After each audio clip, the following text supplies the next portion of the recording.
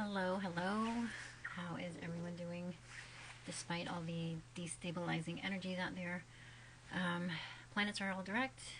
Uranus went direct last week, and we will be retrograde free until April 1st, which is the astrological new year, right after spring equinox.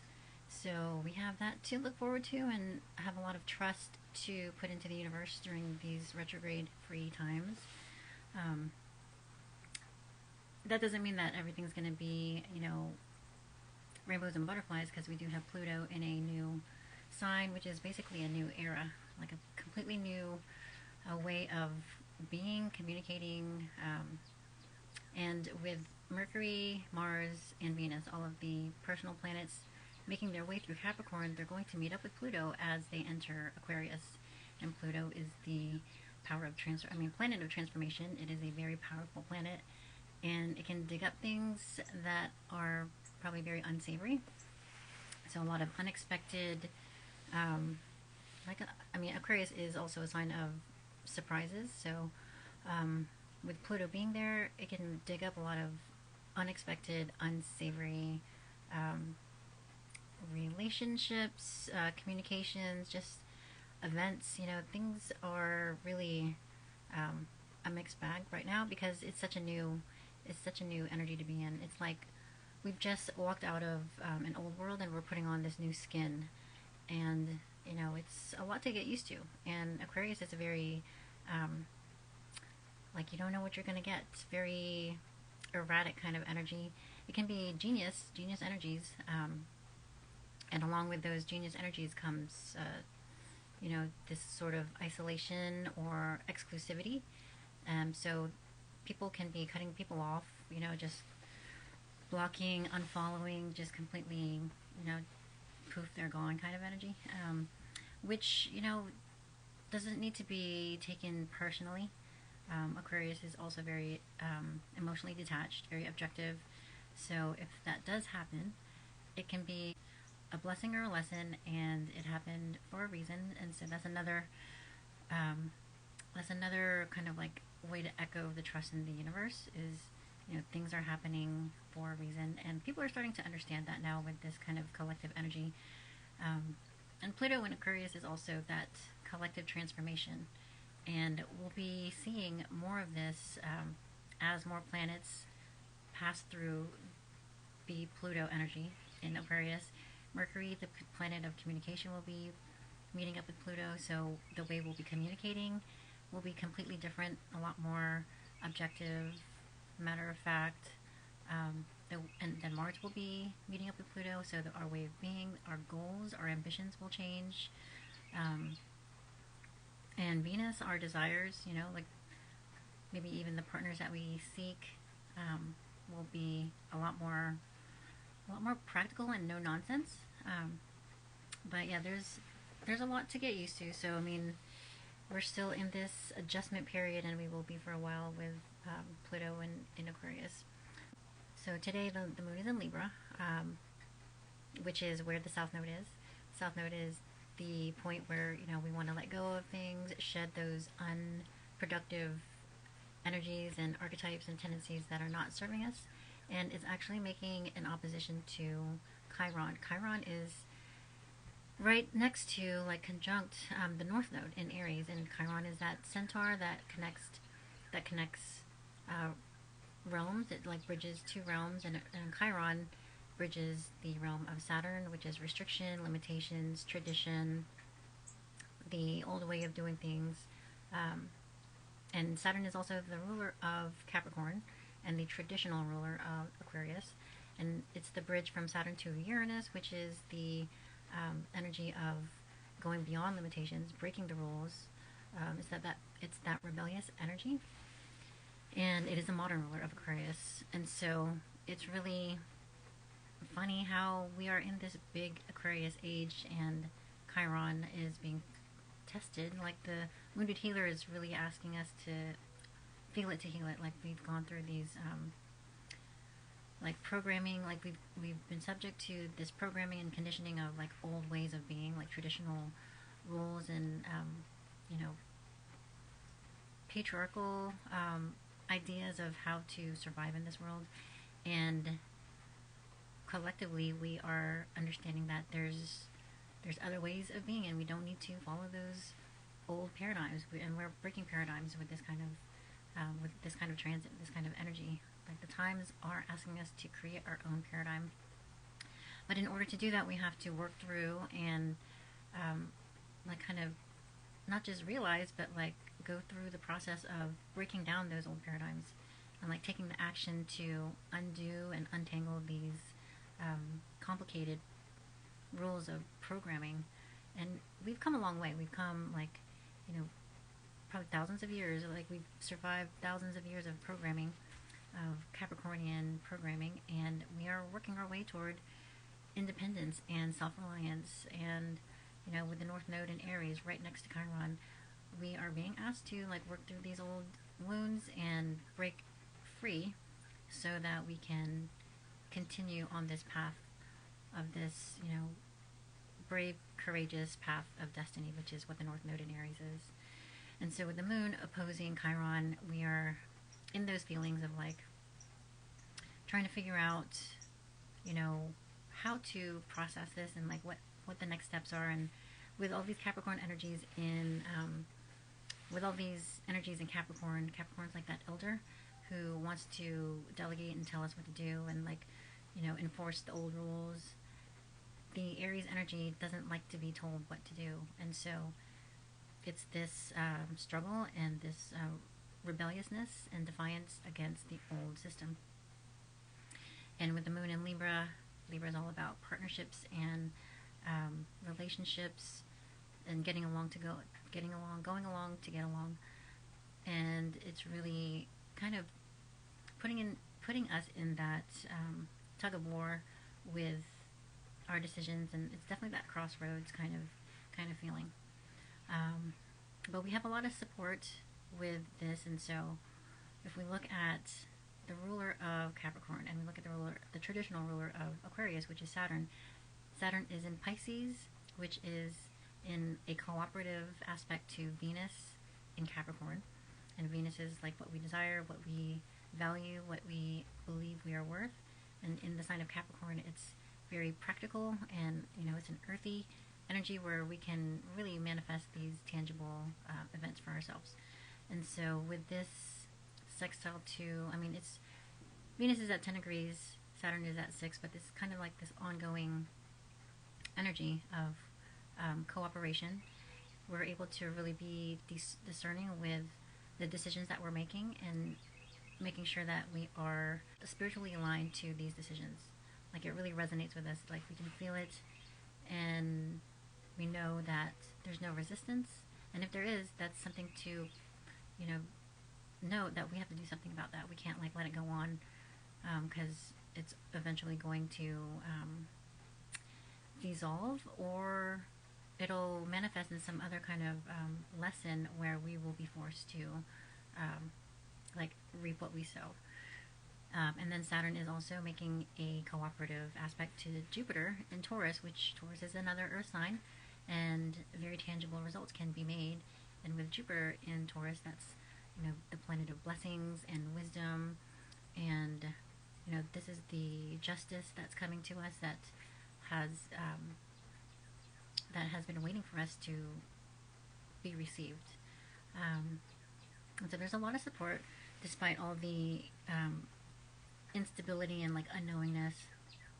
And as planets move through Aquarius, they will be squaring Uranus in Taurus. And so Uranus is the modern ruler of Aquarius. It's a planet of sudden change and unexpected events, lightning bulb moments and ideas. And the sun is at 11 degrees right now. Uranus is at 19, so we have a few weeks before the sun squares Uranus. And when we have square aspects, those are, it's like a buildup of tension. It's kind of like that feeling of, you better get out of my way, or I'm going to hit you. And so when energies come into contact like that, there can be another third,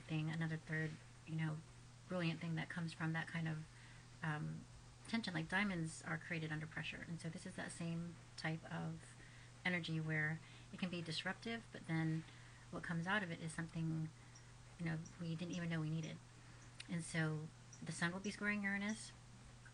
Mercury, Mercury, the Sun, Mercury, Mars, and Venus will make their way through Aquarius and also be squaring Uranus. And so there's going to be a lot of unexpected events. And, this is something that we kind of want to prepare for, which is another request, I guess, that Saturn is making. Saturn in Pisces. Saturn's been in Pisces since March of 2022, I believe. 2023. I think it was 2023, actually. Oh, yeah, 2023. And with Saturn in Pisces, it's been a practice of setting boundaries.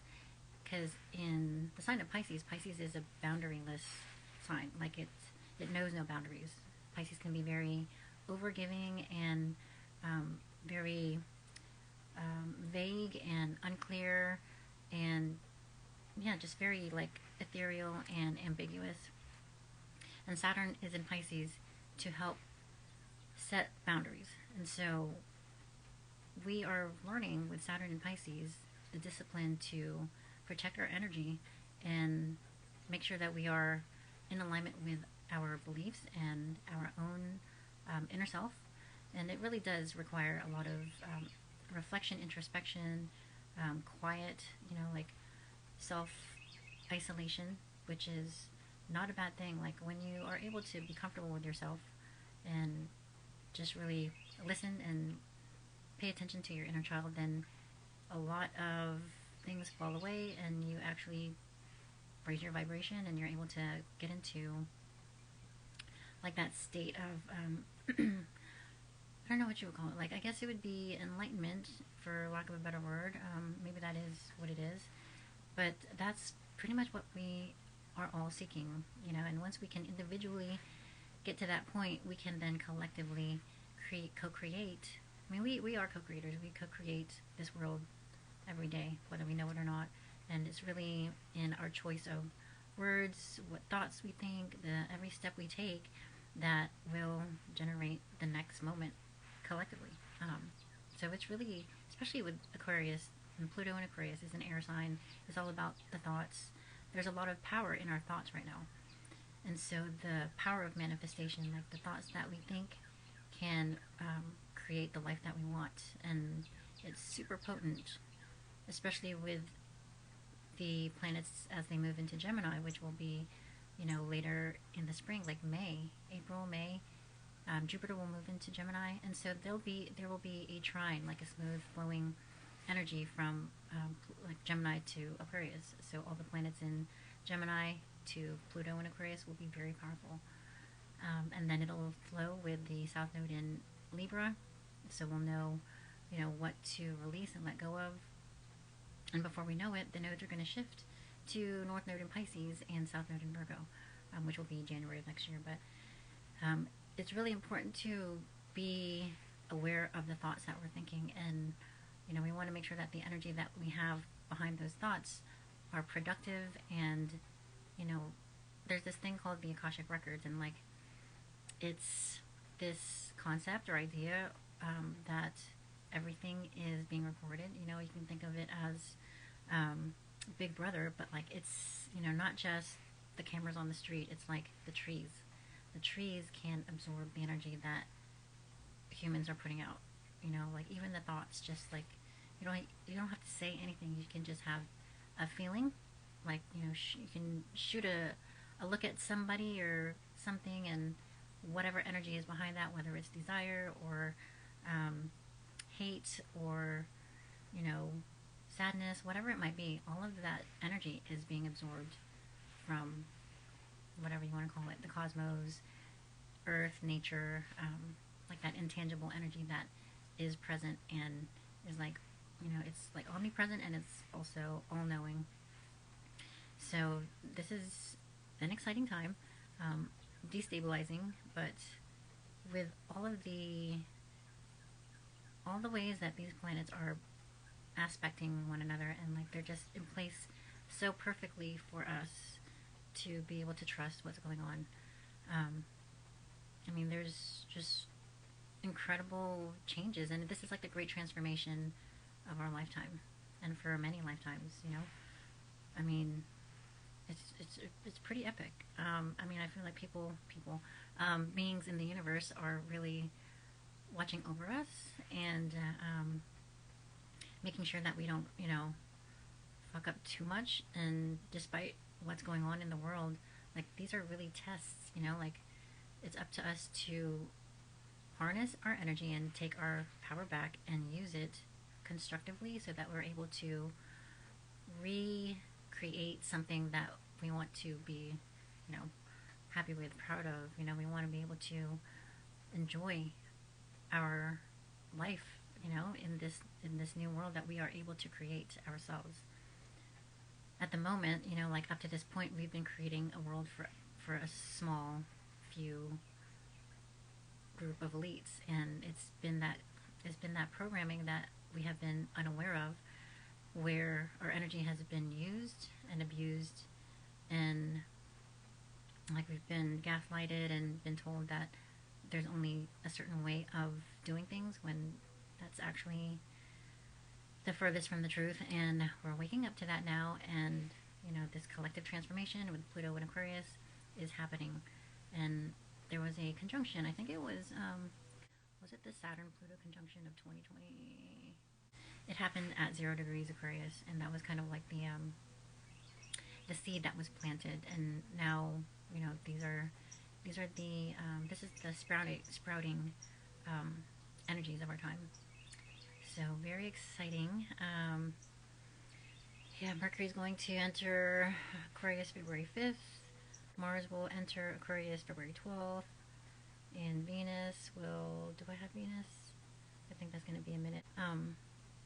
But the new moon will be at 20 degrees Aquarius, which 20 degrees is a Scorpio degree. So yeah, the moon and the sun will be in Aquarius.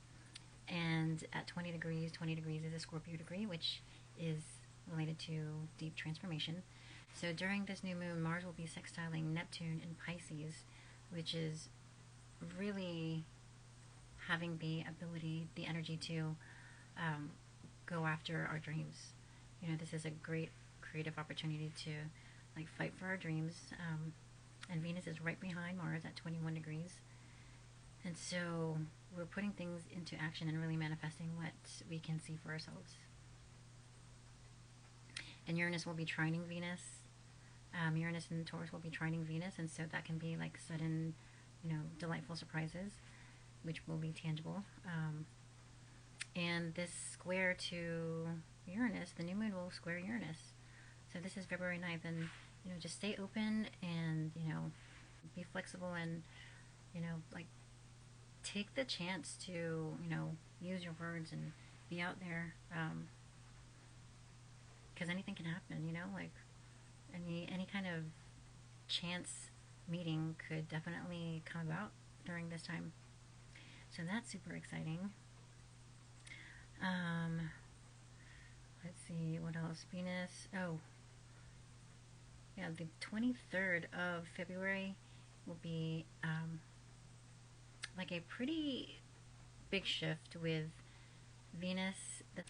February 19th, Chiron will be conjunct exactly at 16 degrees. And so this is kind of like the energy that's been building.